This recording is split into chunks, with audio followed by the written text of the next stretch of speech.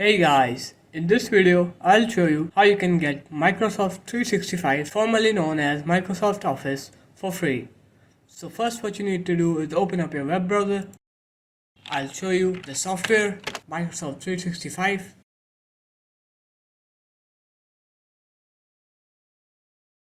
This is the free version of the software.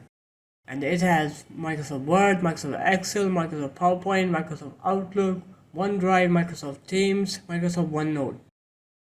So this is a pretty useful software. Here you can basically start making your assignments and whatever stuff you want. So the way you can get this for free is head on over to Microsoft.com. Click on this Microsoft 365 right here. Scroll down. Click on See Education Plans right here.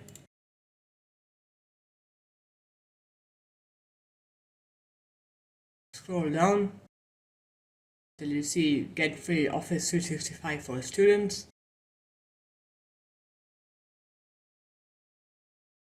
And here you'll put your email address, the email address your school gave you. For example, microsoft.school.edu, those type of school email addresses. And once you're done with that, you'll be able to click on the download button and you'll download the app on your computer.